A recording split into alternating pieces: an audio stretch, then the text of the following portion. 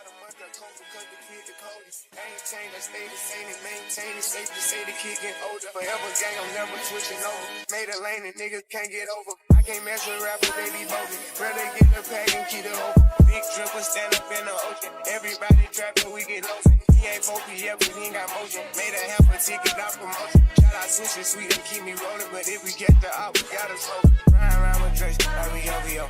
I got some rats and I want some. Still got a pass in the hood, call it give and go. Keep a nigga, man, bitch in a figure four. Let me fuck when I want, I just come and go. Man, these drinking too deep for these skinny clothes. I might put me in him in some bitch of both. They look bro, hit this dick and start getting low. I spent time on the rats on the Lambo and didn't even know how to make them motherfuckers go. On my birthday, I just wanna lift the dough. 30 people don't play with me, period. Just follow behind in the years. In the road, I feel like a tourist. I'm the one from the bottom who sold out my partner, the promise to God to the period. I fuck with shots and I'm gonna bust. You can't put on that drip, he ain't one of us. How you run in the Benz in a Tonka truck? How you got everybody lit piping up? Oh, she bad with no swag, I don't pipe her up. They my last and no wipe her up. Count the money up, feel like I'm typing some. I'm the type to get active and never run. Keep the rulers, my niggas ain't scared of none. Ain't no rules, you got rats, you can get it done. On a light day, I keep me 100 bucks. We can hit after he call me very fun. For the Christmas, I bought everybody clothes. Lost and choppers and F's for everyone. Take the roof out the call it up for the sun. I'm gonna see his pop, I 5,000 money. Got the bitch off the collar, she suck it and swallow. I stick it and she feel it in her gut. Nigga gon' run for my collars, we stacking up wallow and guala. I'm trying to get it mega buck. See them drip with little nigga, best watch your stuff. This top shelf, got 40 designer belts. OPF, look like the new BML. They gon' jump, got clothes in my right and left. And you can't go there, ain't no key in them. Just put us in they pocket, get out of there. Ain't gon' have a hard time finding what to wear. Treat the hoe like a tire, I keep a spell. On the stuff because I'm war red. Check the tracks, I'm counting more fake. Sky scholars, really in the prison. Time is 50, flying, rich and mellow. But they got me to his temple because I spit that flavor to the temple. I am not a killer, but I'm telling you, I'm spending rate 5,000 to a tip. Oh, he ain't up. I fuck with shots and I'm gonna bust. He can't put on that drip, he ain't one of us. How you riding the Benz in a Tonka truck? You can get it, you can get it, you can get it, you can get it. And don't you want to know? Every second, every minute, man, I swear that she can get it. Saying if you a bad bitch, put your hands up high. Hands up high, hands up high. Till I feel the lights down right now. Put me in the mood. I'm talking about dark room, perfume. Go, go. I recognize your fragrance, hold up, you ain't never gotta say shit, and I know your taste is a little bit, high maintenance, everybody else basic, you live life on an everyday basis, with poetic justice, if I told you that a flower bloomed in a dark room, would you trust it? I mean, I write poems in these songs, dedicated to you, and you're in the mood for empathy, there's blood in my pen, better yet with your friends and them, I really wanna know you all, I really wanna show you off. Fuck God, pour up plenty of champagne. Cold nights when you curse this name. You called up your girlfriends and your girl in that little bitty range. I heard that she wanna go and party. She wanna go and party. Nigga don't approach her with that Atari. Nigga that ain't good game home is sorry. They say conversation rule a nation. I can tell, but I could never right my wrongs unless I write it down for real. P.S.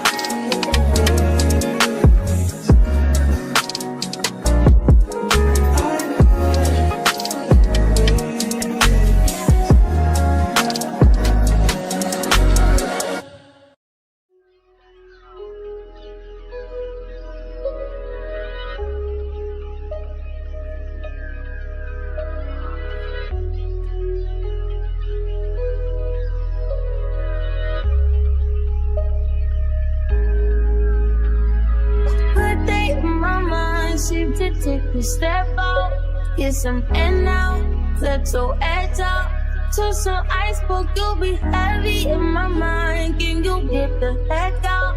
I need rest now. Got me bummed out. You so baby, baby, baby. Driving on my empty mind, shit. I should've keep from losing the best in me. I worry that I wasted.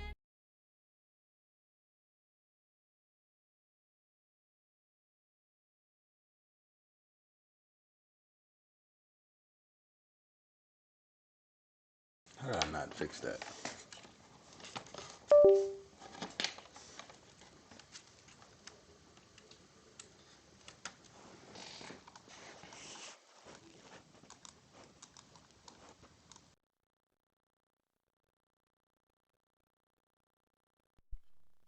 Yo, my mic wasn't even.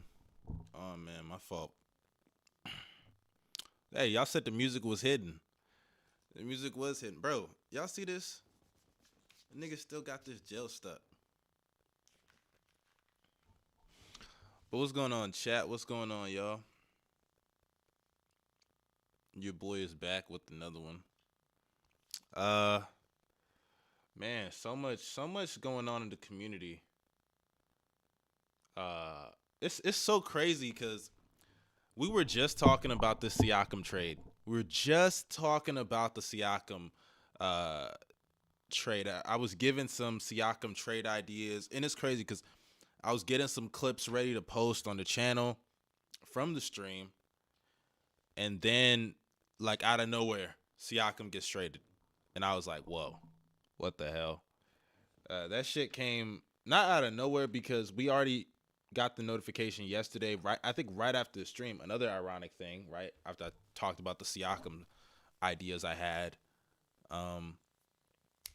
right after the stream, it was dropped that the Raptors and Pacers were having discussions already. So this trade didn't really come out of nowhere. It's not surprising. Siakam's on the last year of his deal. So basically, whatever team were to have traded for him, you'd have to expect to get him back next season. And you'd have to also expect the fact that he's not going to be on the team contractually past this season. So it was a very risky move for anybody that was going to trade for him, considering what you give up for him. And looking at what the Pacers gave up for him, it looks like they're very convinced they're going to convince him to re-sign. Maybe they had a little under-the-table handshake, and that factored in. But what's going on, YouTube?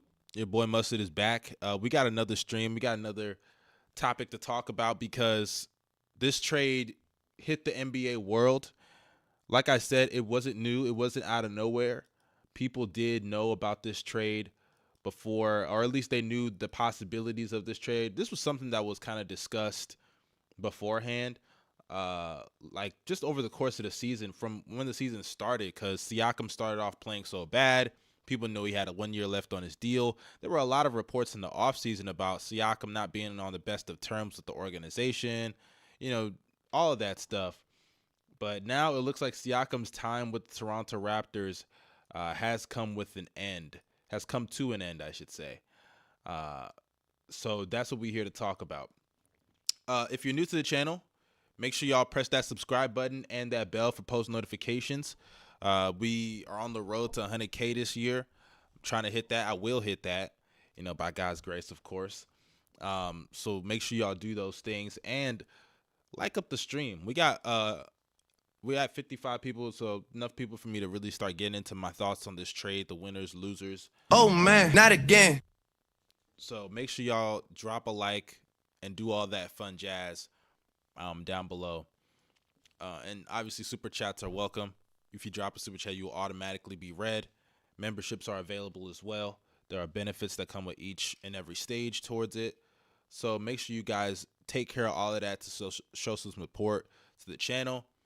Without further ado, let's talk about this trade. So this all started yesterday right after I finished my stream.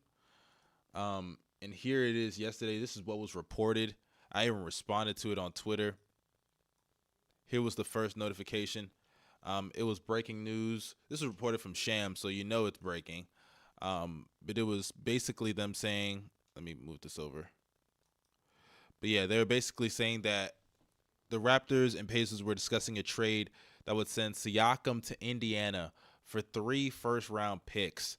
That was reported from Shams, so you know this wasn't no joke. And I remember when I first saw it, my initial reaction was 3 firsts for Siakam? That's crazy, right? I'm sorry. Look, Siakam is a really good player, but at the end of the day, this is a guy that has 1 year left on his deal. You're not even going to get him for a whole season. You're getting him for half a year. Half a year Siakam is not worth 3 first-round picks. It's just not worth that. I'm sorry. I just fundamentally disagree. I'm not trading 3 first for Siakam. It'd be one thing if this was like a Kevin Durant or a Steph Curry, a LeBron, a Giannis. That's different, right? Because those are guys that their level of play warrants giving up a haul for them, even if it's half a year, right? Like that makes sense. Hell, even look at the Clippers. The Clippers gained, I think they gave up 2 firsts and a couple role players for James Harden, who's better than Siakam in my opinion. But seeing what they gave up there, 3 firsts, I just thought that was too much. I just thought it was too much. Especially, like I said, also, I don't think Siakam is like the seamless fit with a lot of players that people think, but I do think he's going to be well with Hallie. But after that dropped, more news came out, obviously, today. And here it is right here. Here's the report. The Raptors are nearing a trade to send Siakam to the Pacers for a package that includes Bruce Brown and 3 first-round picks. So basically, the whole explanation was this. Not explanation, but the full details. I'm about to pull it up. It is... Where is it? I just saw it. Here it is. So here's the details on the picks. The Pacers get... Or not the Pacers. The Pacers are giving up Bruce Brown and 3 firsts. And the Raptors get 2 first-round picks from the 2024 draft. 1 from Indiana. And another one, which is going to be the worst of OKC, Utah, Houston, Clippers. Right? And another one that is a first round. When it says worst, I assume they mean like the lowest, right? Because that would be the worst. Regardless, we're talking about 2 more than likely mid to late first round picks and another first rounder in 2026 that I would assume is probably, if you're the Pacers, you would think it's going to be like a mid to late first round pick. And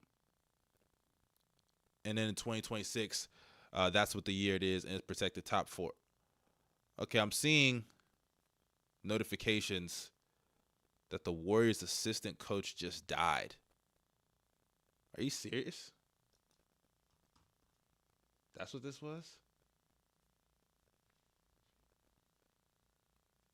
Wow. Wow. Wow. That is crazy. That's crazy. That's him right here with Kevon Looney. Wow. Oh my God. Damn. I don't even know what to say. I barely even know this guy. I'm not even gonna act like I do know him for real. If you're a Warriors fan now, I mean it could be tough. I'm sorry. R.I.P. Rest easy to the family. Passed away with sudden heart attack in Utah. That's tough, man. That's rough. That's rough. I don't even know what to say. That's rough. I'm sorry. R.I.P. Rest easy, my brother. But let's get back to Siakam and the trade. I'm sorry. I don't want to downplay that. That's tough. It's sad. He was only 46 years old. I didn't even know he was in critical condition. It's rough. I'm sorry. Rest in peace. Everybody throw up the RIPs in the chat, man. I'm sorry. I'm not trying to be disrespectful by just skimming over that. I just wanted to address it. I seen people say it in the chat. I just, it's rough. I'm sorry. RIP. Prayers to the family. But basically, here are the details of the trade. 2 first. It's basically, this looks like it's 3 mid to late first round picks, more than likely, that the Pacers are giving up. And I still don't think this is a good move for the Raptors. It's not a bad move. Obviously, if they end up getting Siakam, that's good. Right? And I'm talking like if they keep Siakam, that's good.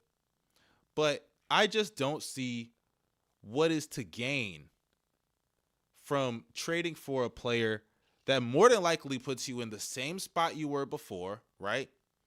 You lose Bruce Brown, who actually is not a great defender, but is a solid defender, one of your better defenders on the team, to get Siakam, who's going to help you, obviously aid you offensively, be a decent enough defender in spots, not going to take away and make you a worse defense than you already are.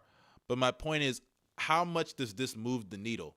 And considering that they have his bird rights and Siakam wants a max, I don't know if that's the right decision, right? You're tying yourself down to Siakam and Tyrese Halliburton. Let me enlarge the screen, though.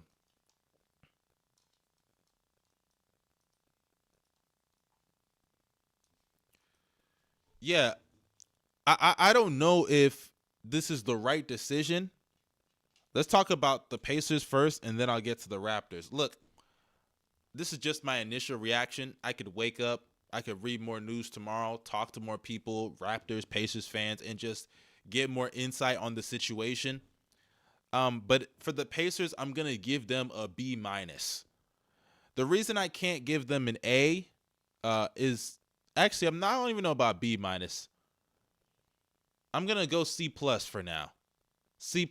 And the reason I say C+ is because giving up 3 first-round picks,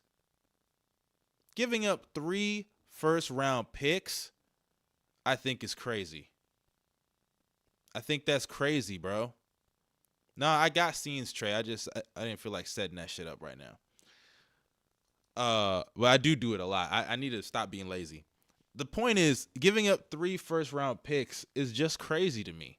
It's crazy for a player you're getting for half a season and could leave. We just saw James Harden and Daryl Morey, who had a little under-the-table handshake, right? That shit blew up in both of their faces, right? What if they make the playoffs and Siakam is terrible, which has happened before, right? We saw the bubble. It could happen before. And now, if it's a situation where that happens, do you want to give him that max? Especially considering they have his bird rights, and Siakam made an All-NBA team, I believe, last year. Siakam could get a supermax. Can't they? They can get a supermax. So, I don't know. I mean, like I said, it's not the worst trade in the world. I'm giving it a C+. If I really thought there was no chance Siakam would stay, I'd give it a D+, D-, maybe an F, right? Because it's not like he's even moving the needle to the point that they're going to win a championship. And then people saying the picks. Look, the picks are it's tough to give up 3 firsts for a guy that has half a year, right? But one of the picks are not even theirs, right? I'm looking at it, it says it's one of the worst of OKC, Utah, Houston, or the Clippers. So one of the picks are not even theirs, and it's the worst version of it. And they have top 4 protected in 2026. I don't know what that 2026 draft class is looking like. I don't study these draft classes to that degree. But at the end of the day, I still do think 3 firsts for Siakam is a little bit too much when you don't have the full guarantee that he is going to re-sign. It'd be one thing if they could just extend him right now. Like that it'd be one, like if they did that, I understand. But like I said, Siakam to a supermax is just insane. It's insane. Then on top of that, Jarris Walker, right? I'm a fan of Jarris Walker. I think Jarris Walker is going to be a solid player. I think he could be an all-star, all-NBA caliber player. That's how I look at Jarris Walker's potential. I saw him at UH. I know his abilities as a passer, the potential of him as a shooter, and just he's a really solid utility kind of guy. And he's a good defender. I think he could be flexible at that 4 position. But with Siakam there, now I think it could harness what Jarris Walker could be, because I don't want Jarris Walker to play the 5 or Siakam to play the 5. But now I think in the future, long term, that might be the reality for Jarris Walker. The guy's like, what, 6'9", 6'10"? He's already undersized. I think he's best utilized at a power forward position. Another thing also about this trade, though, that I will get the Pacers credit for is, one, Siakam fits well with Hallie, but also, it's two more things. I think this can make them a threat to beat a lot of the top teams in the East. I don't think they're going to beat these teams, but I do think they can. And I'm talking about even somebody like a team like the Bucks. I do think the Bucks, we've seen in the regular season, the Pacers give them problems. Tyrese, Dame. Tyrese owns you, buddy. He owns you, buddy. I mean, the guy is out here saying it's Hallie time, not Dame time. So if you're the Bucks, this move kind of scares you a little bit. If I'm the Bucks, a move is going to be needed for this team, in my opinion, to really be taken seriously by the masses and not be seen as frauds. I think most people consider them contenders, but a lot of people see them as, they're probably going to fold. I think most people, if they had to bet, they would take Miami over them in a series based on just the history. And it's not like Dame has been great in this scenario because he's tanked their defense to a large degree. So I don't know. It's a tough situation. I don't think the Pacers will beat the Bucks in a series, even with Siakam. But I do think it's possible. It was possible beforehand that they could have a really good series that could end up like that. But now, that's that. Now, I do think something else that helps them is Hallie is out right now. And let me check if there's been an update, because he hasn't played in about a week or so. But let me check if there has been an update on Tyrese Halliburton, because we know Tyrese Halliburton got hurt. He had a hamstring injury. He got hurt in, I want to say, was it in December or early January? Yeah, early January, January 8th. And after that, they said he's going to be reevaluated in 2 weeks. So we're already at the 17th. So there's about a little less than a week from there. And we're going to see how long Hallie's going to be out. But I do think getting Siakam there, what this nigga say? This nigga here. I do think Siakam being on the team, though, now kind of helps the Pacers just stay afloat until Hallie gets out, and that's going to help them even in the minutes that they don't play, right? Even though the Pacers offense, I think it still maintains like a high level when Hallie's off the court, or at least like a solid enough level. But Siakam adds more flexibility defensively, I'll say. Not like he's going to be a great defender and have a huge impact, but flexibility. And like I said, without Hallie for now, Siakam can come in some of these games and just carry them afloat for now.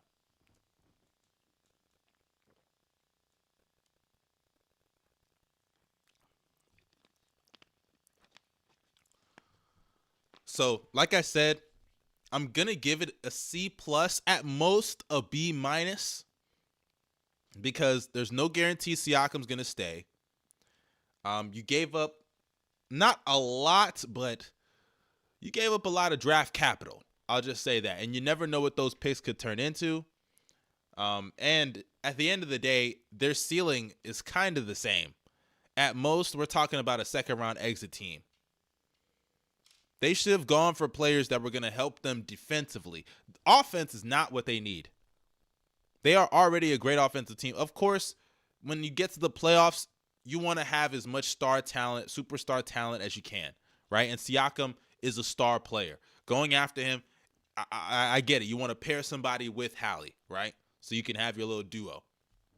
But the problem is, I just don't think that that's what they needed. I think a move like getting someone like, I see a chat said OG. OG would have been someone I'd like to see. Caruso. That's somebody else they could have gone after. Patrick Williams is someone, I don't know if the Bulls are really trying to shop him, but I know if the right offer comes, we'll definitely trade him. Especially considering he's a restricted free agent this offseason. So a lot of teams are going to probably throw him some money or some team, I'm not going to say a lot, but some team might throw him money that we're not trying to match. Probably do a sign and trade or something.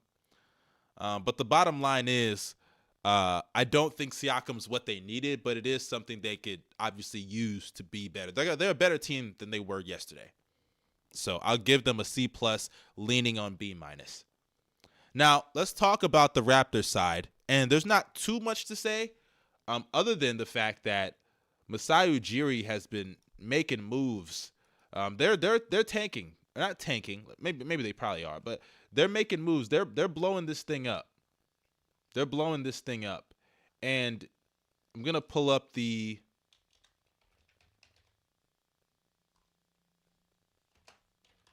basically the trade, what they've received so far. This is what they've turned Siakam and OG Anunoby into.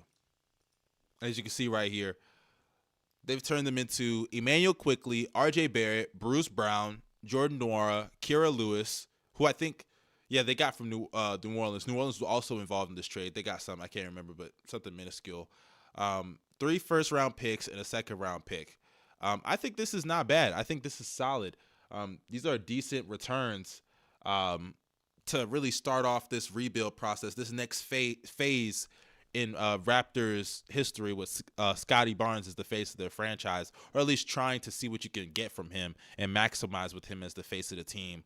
I've already talked about how I like the Quickly pickup. RJ's been a lot better than I expected so far, but I still don't think he's that good. Bruce Brown, I think, is solid. Knowing the Raptors, they'll keep him. Knowing the Raptors, they'll probably keep Bruce Brown. You know, they love to hold on to players far too long. And Nwora, Kira Lewis, whatever. And you get 3 firsts. You know, that's solid. Hell, if they really, really wanted to go for it right now, they could flip those for somebody. They're not, but they could.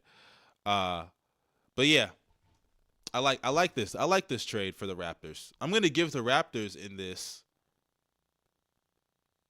I'm gonna give them, not for the Quickly trade, but for the Siakam trade. This is just my initial thoughts. I'm leaning with the B+ to A-. I'm leaning on A-. The reason why I'm leaning towards those grades is because it's a great return. But the reason why I'm struggling to give it an A is because these are moves they should have made a long time ago. Siakam should have been dealt after they lost. Let me enlarge so I can get that short clip. Siakam should have been traded the moment that they lost in the first round to the Sixers 2 years ago. That should have been the time for them to move off of Pascal Siakam and just blow this whole thing up. I understand Scotty was a rookie. I understand they just made the playoffs. But what was their ceiling? It wasn't a championship. It wasn't even a conference finals appearance. They got lucky to get 2 games off the Sixers, right? Embiid broke his face. Harden was doing his daily choking in the playoffs, right? And then on top of that, they still lost in 6. They were down 3-0 at one point in the series. It was not that close of a series. I remember people were like, oh, could the Raptors come back from a 3-0 deficit? They got smacked in Game 6. So we'll see, man. We'll see. But I don't think either team really lost the trade. Like I said, the Pacers, I'm giving them like a C+. Let me be optimistic. I'm going to say B-, right? And then for the Raptors, I'll give them a B+. I'll give them a B+.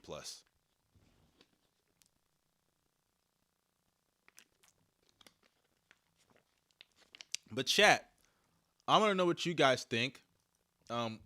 We got 123 people in here. Oh man, not again. I want to know what you guys think. While I type up this questionnaire, y'all drop a like. Subscribe to the channel if you're new. And press that bell for post notifications. No reason why we got 135 people up in here and we only got 36 likes. Stop the cap. Come on. Halfway. Get them likes up right now. Right now.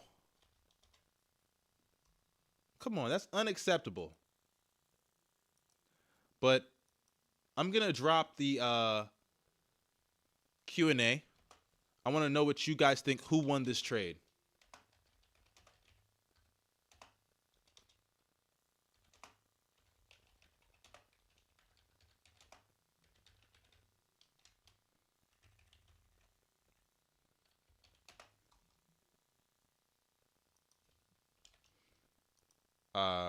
Oh shoot, I didn't even mean to. I put Q&A instead of. My bad, y'all.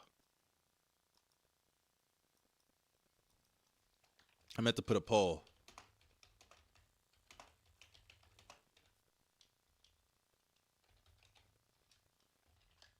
I want to know what you guys think. Make sure y'all vote. It'll pop up right here in the comment section.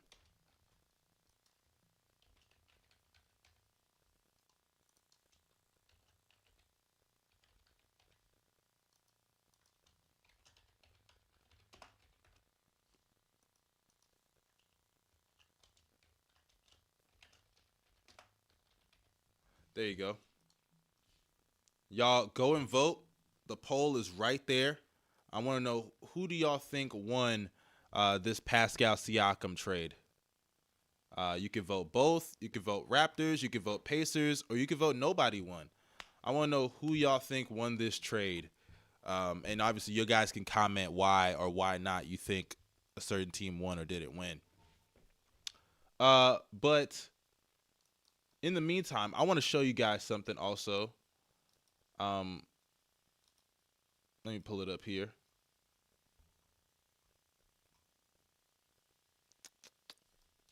Lauri Markkanen.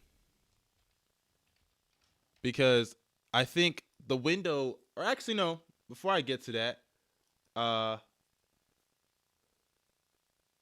let's talk about the Warriors real quick, because they are also losers of this. I think the Warriors are losers in this because obviously you heard about the rumors of them trying to get Siakam, or them trying to get Lowry, them trying to make some type of move with the players that they have before the deadline to salvage their season, because as it stands right now, I don't even think they're in the play-in. So if you're the Warriors, you see Siakam has been moved, does that up the value now of Lauri Markkanen even further because of their desperation, right? Do you now throw the house at Utah for Lauri Markkanen? And I say that even knowing that this report just dropped per Woj. Here it is right here. This Jazz seem determined to continue building a roster around Lauri Markkanen long term.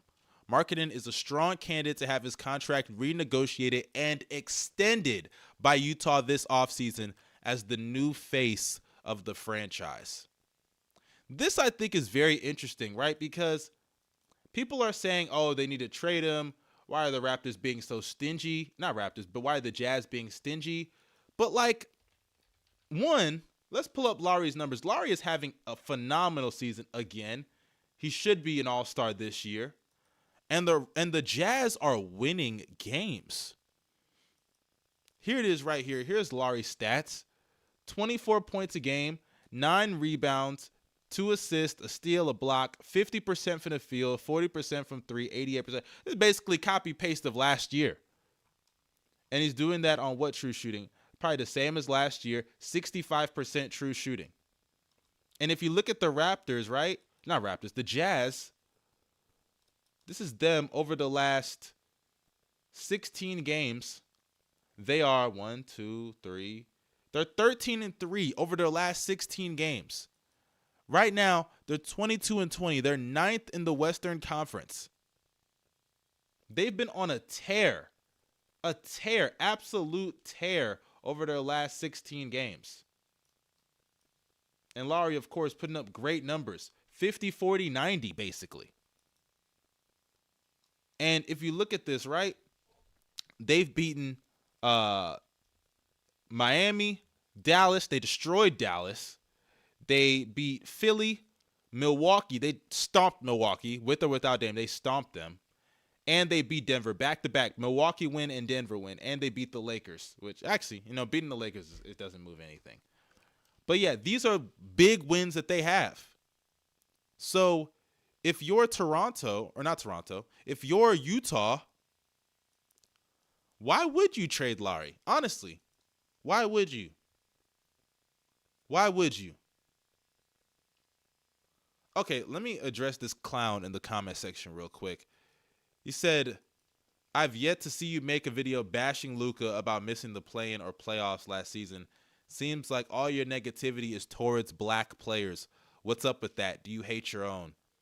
Okay, I shouldn't even pay you the time of day because you are a clown and a bum. But let's do this. Let's entertain that idea that I don't slander white players or something, right? Like, I don't even know why I'm paying you any mind. But let's entertain this clown for a second. Because you just, like, I hate when people lie on me. You know what I'm saying? That's like one of my pet peeves. We got 128 people. Oh man, not again. Y'all drop a like. We got 50. Bro, I keep telling y'all, I'm trying to do a Q&A at the end of this. If y'all want to get y'all questions answered, y'all got to drop some likes. Y'all got to drop some likes. If you want to know how, go down below, scroll down, and press that like button.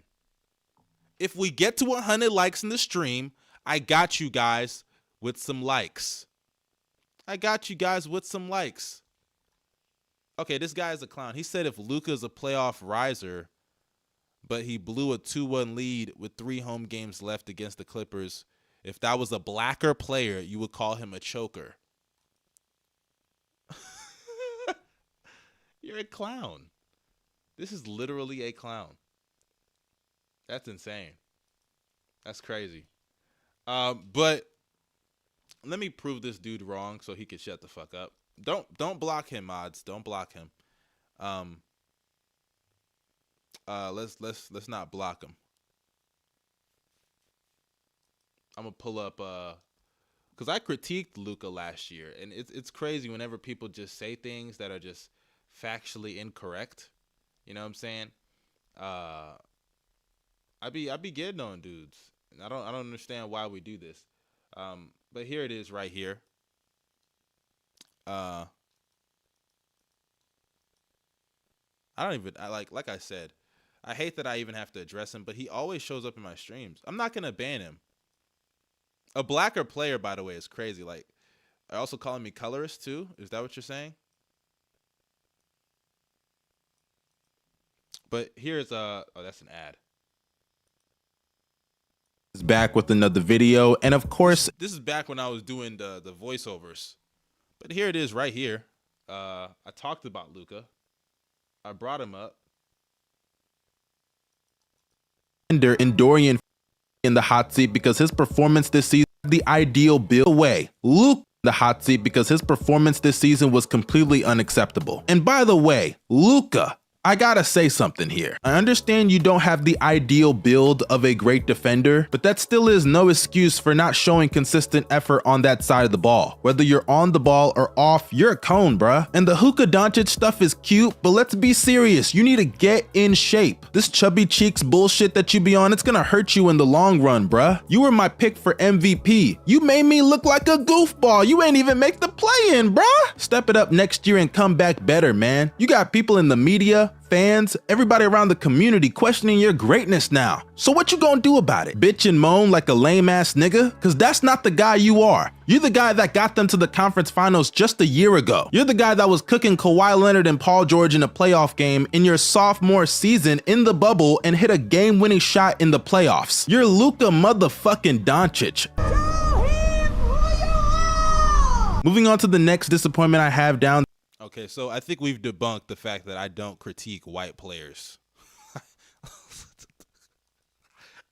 This guy is a clown. I don't even know why he pops up in my comments all the time. If you feel like I'm some racist, why do you even watch me? Why do you watch me if you feel like I'm a racist? And that's another thing. How many great white players, I mean, it's ironic because I'm about to talk about another white player, but how many great white players are there to just be critiquing like that? And just because someone is a riser in the playoffs, it doesn't mean you're always going to win. Luka rose in that Clippers series, both of the Clippers series. He lost those series because, one, he had a lot on his plate, his supporting cast was inconsistent, and he faced the better team. Kawhi Leonard at that point in time was playing better. Kawhi was insane. He faced a team that had Kawhi and PG, a top 5 player, top 5 to 10 player, and another top 20-ish player in Paul George. Actually, no, he was a top 20 player that year. So I don't know what he's talking about. Nigga is just chatting. Nigga is just like, why do people just blatantly come up in here and lie? And then I fact checked you like the clown you are. Get the fuck out of here. But yeah, nigga said excuses. You were wrong. You were wrong. You said you've yet to see me make a video bashing Luka about missing the play in playoffs. Seems like all you do is negativity towards black players. What's up with that? You hate your own. Buddy, you're wrong. You're wrong. It's okay. You're right, guys. I don't criticize Gordon Hayward. We had one. We around like. Oh man, not again. You guys, make sure you subscribe and like up the stream. There's no reason why we should have almost 130 people in here with 64 likes. If y'all don't want to do a Q&A at the end, that's fine. I gotta respect that. Y'all don't want to do it, I won't do it. I listen to my subs. So make sure you like up the stream. If you're not subscribed, press that subscription button. And also, there's a poll. As you guys can see, the title is Pascal Siakam to the Indiana Pacers. There is a poll up on the screen. I want to know what you guys think. Do you think the Pacers won? Do you think the Raptors won? Or do you think nobody won? Or do you think everybody won? Let me know down there. But yeah, like it up. Let's continue talking about Lauri Markkanen. So like I said, I don't see why the Jazz would trade him. He's playing great basketball. On top of that, he's superseded expectations. He's an all-NBA level player. He's one of the best off-ball players in the league. He actually has shown more ability to put the ball on the floor more. On top of that, he's more than just a spot-up guy. He can create for himself a little bit. He's getting to the free throw line more. And the Jazz are winning. Like I said, they're 13-3 over their last 16 games with Lauri Markkanen. 13-3. They're above 500. They're the 9th seed in the Western Conference. They've beaten teams like the Bucks, the Nuggets, the Miami Heat. They're beating legitimate teams. Some of these teams are contending teams. And they blew out these teams. They blew out the Bucks. This is a legitimate team that can make a playoff run. And what I mean by run, I mean make it to the playoffs. Of course, their ceiling is a first-round exit at best, right? Let's say they make it through the play-in. They're a first-round exit, right? And you should strive for more. But there are other players they can move. And they have a lot of solid young talent. Keontae George. Let's look at this roster. Let's look at this roster in Utah. Like, this is one of the few times I thought I would talk about the youth. Like, this is one of the few times you're going to hear me talk about the Jazz. But I want to give them their props because guys are playing well. And when guys are playing well, they deserve to be given their credit. They deserve it. But look at this. Keontae George, I think, has shown some promise. Forget what the numbers say. He's shown some potential as a passer. I think he could become a really solid shooter for them. John Collins, not a great player. Contract not the best, but he's been decent for them. 14 points, 8 rebounds, 38% from 3, minimal volume, but he's shooting the ball well. Like, and then you got Jordan Clarkson, who is inconsistent, but he still is a spark plug. Walker Kessler, who's still one of the best shot blockers in the league. Colin Sexton. Let's talk about Colin Sexton. Colin Sexton, when he was traded from Cleveland to Utah, many people said, hey, he's a lost cause. He's just going to be a bench player his whole career. That's what people were saying. People said in Cleveland that he's ruining the team. He had such a bad reputation. But if you see what he's been doing as of late, since they've had this little win streak they've gone on in the last 16 or so games, look at him over the last 19 games, 22 points, 5 assists, 3 rebounds, a steal, 52% from the field, 41 to 42% from 3, 91% from the free throw line, 50, 41, 90 shooting splits. He's playing out of his mind. He's going back to Bama Colin Sexton. We're getting that Bama Sexton. What was it? The 5-on-3 Sexton. That's what we getting. He's cooking right now. He's playing great basketball. So if I'm Utah, why would I look at this team and say, you know what? I'm going to move on from our best player when I know he's playing at the best he's ever played throughout his whole career. Another guy, Colin Sexton, is going back to what a lot of people thought he could be coming into the draft, right? He's living up to some of that potential. And we have a multitude of picks. Don't forget, they basically own Minnesota's future. Let me enlarge. They own Minnesota's future. All those picks they got. And they got the Cavs picks. And the Cavs might be in trouble soon because guess who they're probably going to have to end up trading? Donovan Mitchell. Because if I'm D-Mitch, after this season, deuces. I'm not waiting on no damn Evan Mobley to develop. That's too long. Fuck out of here with that. He may never develop into the player they want him to be offensively. He just may not. And with that small-ass backcourt of him and Darius Garland, what are we doing here? What are we doing here? The Minnesota picks are the ones that may not be as valuable because, A, they're the best team in the West right now. They're number one record in the West.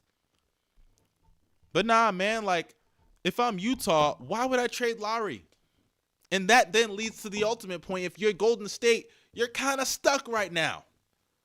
I think their best option is probably, A, let's pray the Timberwolves flame out and then trade for Cat. That's not even going, like, I think they're just cooked, man. The Warriors are just cooked. And I think the Siakam trade, and now this news coming out about Lowry not being traded and them expected to give him an extension, it doesn't look like they're moving anytime soon. But let's look at the poll results. Let's look at the poll results. We got 105 votes. Before I get to the poll results, though, if you have not liked the fucking stream,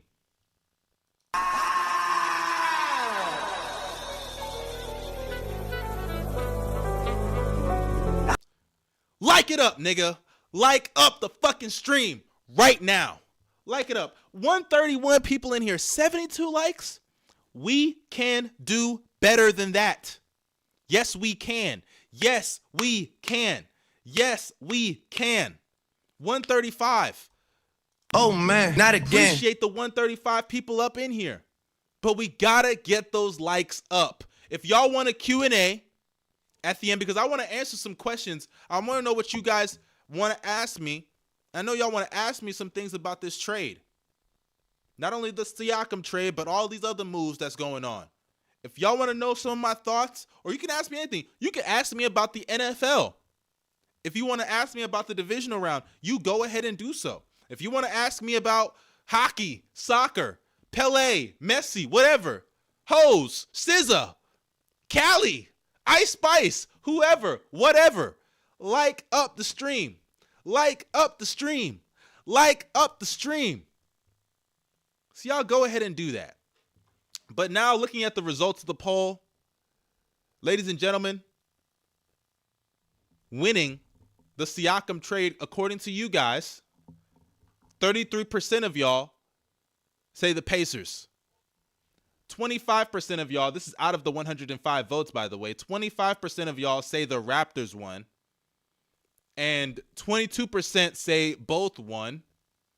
And 18% say nobody won. So those are the results. Those are the results. Those are the results. Yes, I got Ice Spice on my mind. You got a problem? Yeah, I'm horny, nigga. You got a problem? You got a problem with my horniness? You trying to gatekeep horniness now, nigga? Keep it moving. Keep it moving. Keep it moving. Niggas trying to gatekeep horniness. Come on, man. We all grown men here. We all get horny. You feel me? When I be Let me just stop. Can we just talk? Can we just talk? But yeah, you guys can ask me anything. Any goddamn thing. Any goddamn thing. Any goddamn thing. You know, I also saw I seen this. Let me show y'all something. I don't know who this girl is. This is like Lil Yachty's side chick or something. Look at that. Okay, let me just go back. I think that's like Lil Yachty's side chick. Man. I've seen people say she's like the prettiest ugly girl or the ugliest pretty girl they've seen. Which is crazy. Because y'all be gassing up way worse on the timeline. And I seen someone. Just hear me out. Listen. Just hear me out. Oh, niggas are diabolical. Niggas are fucking diabolical, bruh. They're diabolical. But let's move on. Let's move on. Let's move on. Let's move on.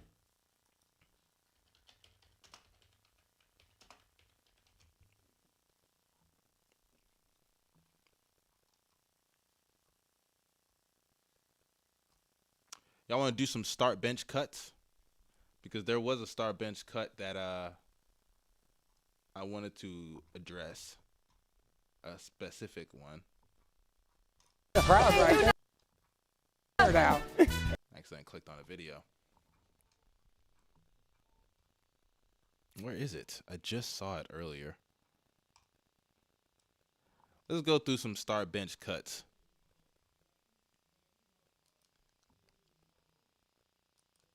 We're at 89, y'all. We're at 89. There's 112 y'all. Unless y'all niggas just walked away from the phone, which, hey, I understand.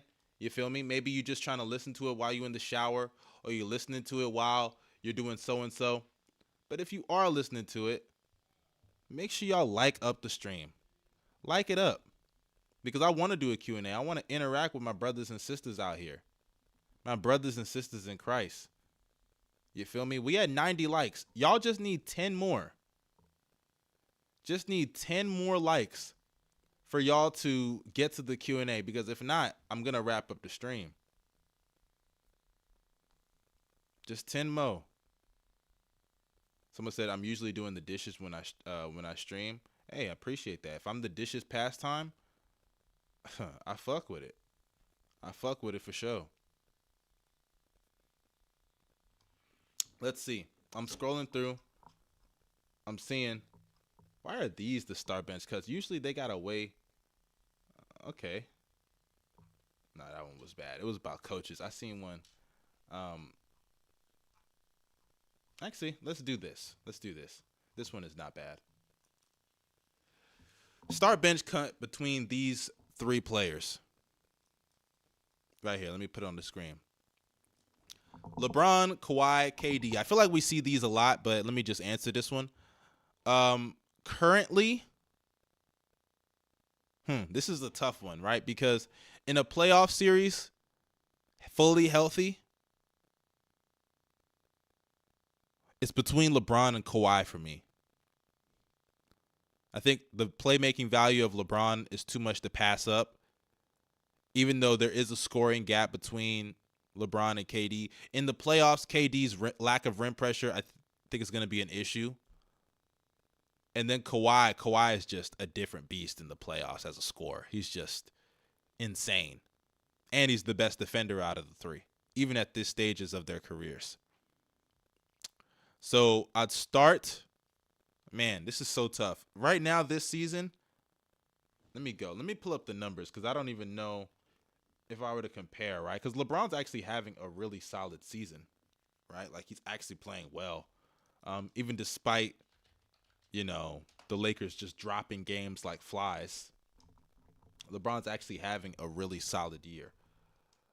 LeBron's putting up 25, 7, and 7. You know, typical Bron box score, 52, 39, 73 shooting splits. True shooting of 61%. He's probably the second best defender here, or third. I mean, him and KD, I probably give that edge to KD. KD's averaging pretty good numbers also. He's played 33 to LeBron's 37 games, 29, 6 and 6. I would say, I mean, Kawhi probably has to get cut just because if we're talking about this regular season, it just makes sense. He's missed games. And on top of that, he started off the season putting up CJ McCollum numbers. Literally CJ McCollum stats. I can't just overlook that, you know what I'm saying? So yeah, that's that as far as that's concerned. But we are at 98 likes. Guys, we're 2 likes away. I'm already set up the Q&A because I know y'all gonna come through. Y'all are the realest dudes out here. Y'all the realest people I know. Someone said thoughts on KD sex tape. Buddy, there's no KD sex tape. Is there?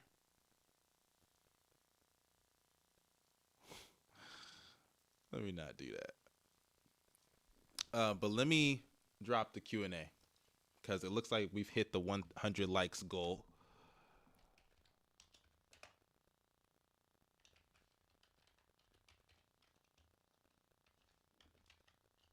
There we go. We've hit 100 likes. Oh man, not again. We've hit 100 likes. Guys, while you guys are asking me anything, That's what I'm talking for about. y'all. That's why he's the MVP. That's why he's the GOAT. The GOAT.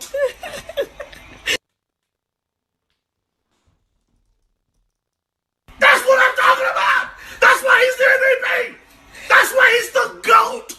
The GOAT. Appreciate that, yo. Appreciate that. For real. We got a couple questions here. So first question, my bro Lil Trey, give me your predictions for the divisional round and your upsets. So let me even pull up the bracket first before I make any assumptions. So here are the games. The Texans, for those who don't know, I am from Houston, and I'm a big, not like, I like the Texans. I really want them. I root for their success all the time. I want them to be a great team. I'm really happy for CJ Stroud. He's turned this entire city around, this whole team around. So shout out to CJ. He's doing his thing, and the Texans have superseded all expectations, not only winning 10 games, making the playoffs, winning the division, and winning a playoff game against the Browns. I would have loved if Deshaun Watson played in that game, not only because he was one of my favorite players when he was with the Texans, but also Deshaun Watson in Houston for the playoffs with all the things that have happened with him and the team, obviously with the whole trade request and how that went down. Man, it'd just be a crazy environment, especially when the Texans won. When they would have won, because I do think they'd win even if Deshaun played. Flacco's just not moving the needle like that. He's old. But my predictions, though, for the divisional round, I'm going to go, I don't think there's going to be any upsets. I don't. I think the Packers will lose to the 49ers. The Ravens and Texans is the one that I could see there being an upset, but I think the Ravens will win. I think the Ravens beat the Texans earlier on in the season pretty convincingly. That's another thing as well. This is the best team Lamar's had. So yeah, I'll go with the Ravens over Texans. The Bucks and Lions, I got the Lions winning. The Baker Mayfield Cinderella story, it is over. Let's get out of here with that. The Chiefs and Bills. That's a game that I think if either team won, I wouldn't consider it an upset because I think both teams match up well. Josh Allen and Mahomes, they play up when they see each other. So I'm going to go with the Chiefs, though, because Mahomes is the best player in the league. And I think, it's just not their time. I think Sean McDermott has to go. They need to get somebody else there. I wouldn't be shocked if they got themselves Bill Belichick or at least are in the running for Bill Belichick. So, yeah, I'm going to go with the Chiefs, the 49ers, the Ravens, and the Lions. I mean, no upsets, but if I had to pick an upset, gun to my head, I'd say the Texans over the Ravens. But yeah, that's what I'm going with. And I do want to see a Lamar and Mahomes matchup in the playoffs. That's something we have not seen yet. We've literally seen Mahomes and Josh Allen. We've seen Mahomes and Brady. We've seen Mahomes and Joe Burrow, but we haven't seen Mahomes and Lamar. I want to see that. Of course, CJ and Mahomes is something we could get at some point. It'd be cool if we got it now. Don't get me wrong, but that's something we can get in the future. I want to see that Lamar and Mahomes matchup. I want to see it right now. I want to see it as soon as fucking possible. But yeah, another question. What do you think the Raptors could flip Bruce Brown for? I think they could flip him for, I mean, they could package Gary Trent, right? Because Gary Trent could get moved. There's a couple teams. I think a lot of teams, whether you're contending, mediocre, whatever, that would take a Bruce Brown. If I'm Dallas, I would like a Bruce Brown. Then again, they have a couple of wings like Josh Green, Jaden Hardy, whatever. But I would like a Bruce Brown if I'm Dallas. I would like a Bruce Brown if I'm LA. You know, role players, I think, is who they should be going after. Guys that fit, that can complement LeBron and AD and maximize those guys while they're on the court, instead of going after, you know, a DeJounte Murray to help whenever they're off the court. No, maximize those guys when they're there. And I think a guy like Bruce Brown, he feeds off of creators. He's great when he's playing with another like ball dominant or another player that he could feed off their gravity. He's great at attacking closeouts. He's not a bad shooter, but he's not a floor spacer per se. And I think he can kind of knock down the three ball. He can get to the rim. He's solid in the pick and roll even. You know, we saw pick and roll Bruce Brown in Brooklyn, and he feeds off of guys like a KD, guys like what's up, Bezos? Guys like a Jokic. We've seen him doing with Hallie this year. I think he's going to play well, whatever team he goes to. I think even in Toronto, he's going to be solid with the guys they got on that team. But I do think there's a good chance also Toronto may not move him. They may not move him, but I think the reports are that they are going to. So, you know, that's that. But yeah, I think they could flip him for, you know, maybe another solid, decent young player. You got to get a third team involved. I mean, we'll see. I really don't know. Someone said, what made you start streaming? Well, I might actually make this a short. The reason I started streaming is because I realized that my YouTube had become stagnant. And what I mean by that is not in the growth of the channel, because the channel was growing. Not the way I wanted it to, but it was growing. It's just I wasn't happy with my content. And one, I have other things in life going for me other than YouTube. And I wasn't also putting the biggest effort towards that. I just think the content I was making was boring. I think the kind of content where you just talk over highlights, for me, it was boring. I wasn't satisfied. And if you don't like the content you're making on any platform, you're just not going to enjoy it. It's not going to feel like you're that successful with it. You know, I feel like I have a successful channel. May not be as big as like a Low or a B-Souls or whoever, but I feel like I have a fairly successful channel. I could get views. I could drop a video right now. Like if I went back to my old style, I could go back to making 30, 40K videos. Hell, even like before when I made the Jalen Green, the Jordan Poole video, those are videos I wanted to make. I added a little bit more comedy in those videos, and those videos did fairly well. But I'm more than enough. I'm more than satisfied with how I'm doing content now, streaming. Of course, I still want to grow. I still want to do more. But I think the whole point of being a content creator is growing. It's growing and finding new ways to not only make content, but give your subscribers a reason to come back. Some subscribers may not. I've accepted that I've lost some subscribers forever. Right? Because they see I'm streaming, they see I'm not dropping these voiceover videos, and that's fine. If that's what got you into my channel, that's fine. If you don't want to see these kind of videos, I completely understand. But at the end of the day, I got to look at it from my perspective, and I got to do what makes me happy. I got to do what satisfies me. And streaming satisfied me. Forgetting just the super chats aspect, it's just a more creative way, and it's easier to drop more content. I think you can get more content out of streaming, whether it's shorts, clips, whatever. You can get more out of that than dropping some voiceover video. It also helps you connect with your crowd, your audience. There's so much that goes into that. That's like a whole different convo. But yeah, that's that. Someone asked, how old are you? On the 12th of January, I actually turned 24 years old. So yeah, I am 24. Kobe year. Why are you being federal, by the way? Come on, man. Why you asking me that? What are my top 5 NBA players and why? I'm gonna do top 5 right now in the league. I would say Giannis, Nigerian. Greek freak. I love his game. I was a fan of him for so long. You can actually go and find on my channel an old video from like 2017-18 where I was like Giannis, or not even 2018. It might have been like 2017. I was like, this guy is going to become the best player in the league. He's going to become the best player in the league. He has all the tools. He has everything. Obviously not the jump shot. Even back then he didn't have it. But he has the potential to do it. He's so dominant, and he's only getting better. He's improving all across the board. And I said it. I said he's going to be the best player in the league, and obviously he did become the best player. And is he still the best? That's up to you to decide. Number 2, Steph Curry. One of my favorite players growing up. I remember like the younger days in Golden State years when they faced the Spurs and they faced the Clippers. Those were some great years. It really made me fall in love with his game. I loved this game, and I loved playing with him in 2K.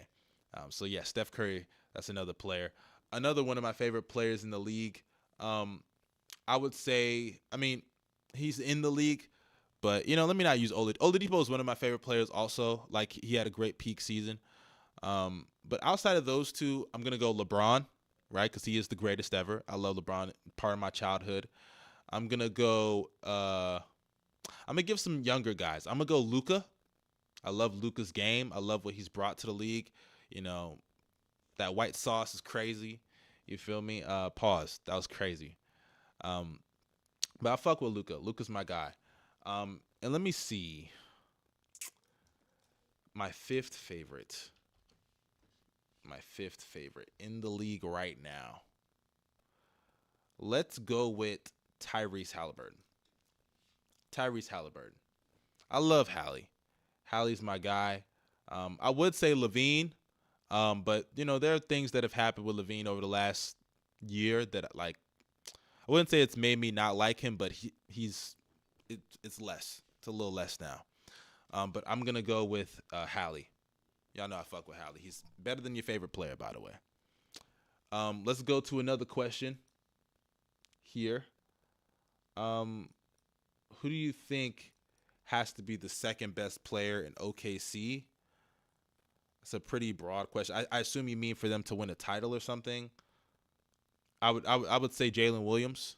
I think J-Dub. Chet is, I guess Chet would, I don't know. When you say have to be, I don't think either of them have to be the second best player, because I think they can both be great in their own right and be like kind of equal, and they could still win. But yeah, that's a tough one. Either or could do it. Either J-Dub or Chet. It can't be, obviously, Giddey. Can't be that sorry-ass nigga. Let's see. Someone already asked favorite NBA player. All time and currently. Currently, it's Giannis. All time, I'll say Derrick Rose.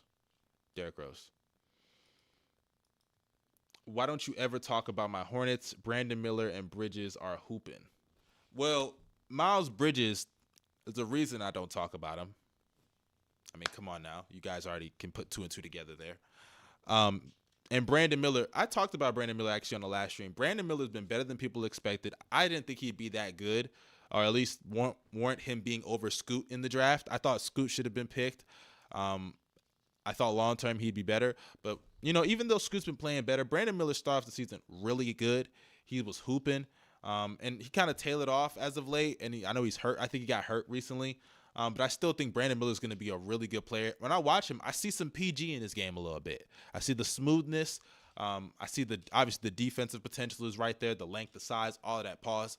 It's all there. I think he's going to be a really solid player. So yeah. Where do I rank 2019 Kawhi peak? I don't really have a peaks list personally. I guess if I'm talking top 5 or 3, those things are kind of easy. Even top 10 is easy too. But I don't really have enough of a peaks list to put 2019 Kawhi. And that's also hard because the season itself was great. Don't get me the regular season, it was a great season. But you could argue the 2017 Kawhi season is better. And I'm talking regular season is better. He was a better defender there too.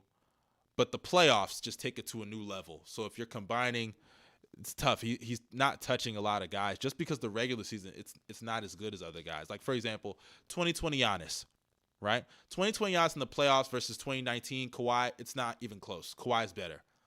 But in the regular season, it's not even close. Giannis is better. And then it gets into the whole, what do you value more, that regular season gap or that playoff gap? You know, so these combos, they're not easy to really have when you really think about it. What do you think is the next big star to be moved? The next big star. Donovan Mitchell. I think Donovan Mitchell, hot take, not hot take actually at all, but bold prediction. I think this year Donovan Mitchell will be traded to the Miami Heat. Whether it's before the trade deadline or in the offseason, I think Donovan Mitchell will be traded to the Miami Heat. If not, he'll be traded somewhere else, or at least bare minimum, he's going to demand a trade. But bold prediction, I think he will be a Miami Heat this offseason. He'll be the next big star, to answer your question. What moves do you think that the Mavs could make to win with Luka? What? Oh, Kai. Okay, I thought I said KD. With Luka and Kai. I don't know because I don't even know if they can win with those two. These two bad defensive guards. I don't know. It's hard to build your team around that. And then on top of that, Kai, you know, the injury problems with him. I don't know. And then, like, you know, Luka's a very ball-dominant guy. I don't even know if he's going to win a championship. You know, I love Luka. If you asked me 3 years ago, will Luka be a champion? I would have told you absolutely. I would have told you Luka is going to be a top 10 player ever. That's how much hype I had into him. But as time has gone by and he's still not a great defender, he's still not really a great off-ball player, I don't know if he'll ever win a championship. I don't know. I'm not as certain, or at least I believe he will, but I'm not as certain as I used to be. I'll say that. Especially with all this talent coming in the league. You got Wemby now, Paolo, Chet. You know, it's different than it was 3 years ago. The league has changed. We're at a point in the NBA where, like, almost like every 3 to 4 years, the landscape has changed dramatically. The future has changed dramatically. Everything. You know, Wemby, I think, has changed the whole outlook of the future for the league. Y'all better start winning your chips now. Because once that Spurs dynasty starts back up, we're going to see. Someone asked the same question again. Let's move on. I want to talk about the Eagles, Lil Trey. There's nothing they can do. Fire Nick Sirianni. I don't know. What team do you think you're going to win? I think he means win the playoffs. I'm going to go with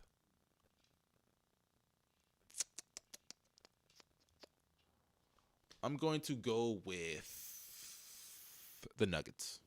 I think the Nuggets are a safe bet, but my heart wants the Bucks. My heart wants the Bucks. Y'all know I'd be ecstatic if that happened. Scotty Barnes.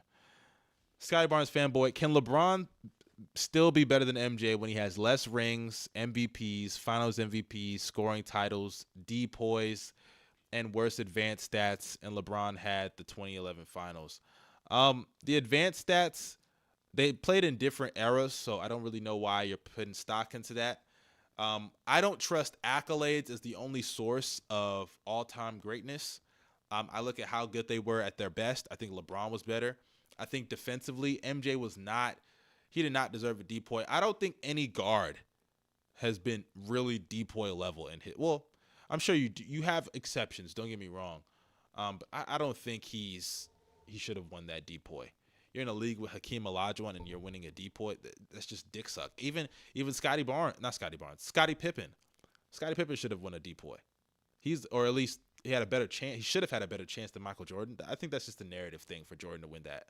And LeBron, we know he was a DPOY caliber player. He should have won a DPOY in 2013 or 2012, whichever year it was that he didn't win, but Marc Gasol won while being second team all defense. Just crazy. Scoring titles, MJ's a better scorer. I'll give it to him, but LeBron's a way better playmaker. Like, he's a better playmaker, period. And then the whole less rings, finals MVPs. Like I said, that all falls onto competition and who you face. LeBron can't control the fact that KD went to the Warriors. Meanwhile, Jordan's out here facing John Stockton, Kevin Johnson, Clyde Drexler and Terry Porter. It's different eras. So in 2011, I definitely believe that hurts LeBron's case. Jordan doesn't have a meltdown like that. But does Jordan have the longevity that LeBron has? No, nobody has. So there you go. What's the best finals game in NBA history outside of the usual LeBron, Kobe, MJ? Y'all know I'm going with my boy Giannis. Giannis, we talking about 50 points in a game 7. We talking about a guy who, on top of that, this is somebody who, I'm sorry, I get caught up in the comments. Someone saying my argument. You talking about me? My argument was lame? Come on now. I thought you knew ball. What did I say crazy? But I'll go Giannis. Game 6. 50, 10 rebounds, 5 blocks. 17 of 19 at the free throw line. So, yeah, I'll go Giannis. I think we got one more question. Who's in trouble with the East in this trade? I would say a top team. Whether you're Boston, Philly, or the main one that should be scared, probably Milwaukee. Because you've already been struggling with this team all year, and now they've added a better offensive player in Siakam, who I think is going to fit very well with Tyrese Halliburton. So, yeah. I would say the main one is Milwaukee. But if you're all those top teams, you should be on alert because the Pacers, that's a scary offense. So, yeah, that's that. But that concludes this Q&A. Or actually, oh, shit, someone asked me a question. Ah, fuck. I'm sorry. I closed it right before. I'm so sorry. I tried to get to it, but I'm sorry.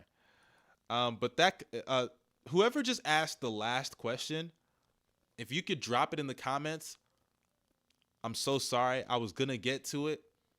And, I closed it, right as soon as it went in, so I saw it get submitted. So if you have that question, drop it. I don't know who it was, but I saw the person. I'm so sorry. But, yeah. But drop it in the comments. I'll see if I can get to it real quick. You got to hurry up, though. Got to hurry up. I don't know who it was, though. That's the thing. It could literally be anybody. Somebody could lie. I think it was something about the Lakers. I'm not sure. But, yeah. Let's see. Are the Pacers better than my Knicks right now? Oh, here it is. Yeah. I'm sorry, the Pacers question. I mean, I don't know. They're both kind of in the same boat in the East right now. Here it is, right here. It was general. What do the Lakers need to do to turn their season around? They need to make some moves. They need to deal some players. Stop putting the Vando and Cam Reddish minutes together. Get that out of here. I don't think they need to fire Darvin Ham, but he does need to be better with the rotations. And try to get some role players that complement LeBron and AD and maximize them. If you have to move Austin Reeves, then go ahead and do so. I think going after some wing defenders, some nice connector guys, if they can get their hands on a real point guard. I saw the trade idea for DeJounte and Clint Capella. I don't hate that. People are really, and I was like this too. I was shitting on DeJounte, but DeJounte is still a solid player. He's like a slight positive on defense. He's overrated there, but he's a slight positive. With a lesser offensive role, I would expect some type of increase in that defensive production, though I'm not expecting him to go back to all-NBA level defense like he did in San Antonio. But I'm expecting him to – he's improved as a shooter. He's not a spacer, but he's improved as a shooter. He's a good passer. He can handle some of the units and bench lineups and things of that nature, and a good rebounder. He can have some value on the team, especially with certain lineups and shooters. But the real one I like for them is Clint Capella. I think Capella, putting him at the 5, those two big lineups with him and AD, because AD is naturally a 4. Now AD has bulked up a little more, but AD is naturally a power forward. So I wouldn't mind seeing Capella at the 5 and Anthony Davis playing the 4. That's not bad. There are other pickups I think they should look into as well. I don't think they should just be focusing on DeJounte, because DeJounte's not going to come in and fix everything with their guard play. He's not. You know, he's not that great of a playmaker. You know, he got the San Antonio boost. He got the assist boost. And niggas kind of think he's a better playmaker than he really is. But that concludes this stream. Appreciate you guys for showing up and showing out. We still got over 80 people in here that long. It peaked at a really high level. I appreciate y'all for real. Y'all really show up and show out. If you haven't dropped a like, y'all know what to do. Drop those likes. Like. It's that thing that has this down there. When you scroll, you click it. You click it. You like it. And also there's this button down there as well. It's called the subscribe button. When you click that, now you're subscribed to my channel, and you'll be on the home page, you'll be on the subscription page, wherever. And when I drop a banger video, you'll know about it. It'll pop up. But if you really want to know and get those alerts, press that thing next to the subscription button, the bell for post notifications. Press that bell and you'll be notified anytime I drop a banger on the channel. You guys stay safe though. Like I said, appreciate y'all for pulling up to the stream. I cannot be where I am without y'all. Appreciate that for real. Y'all stay safe and have a blessed day. I'm out. Peace.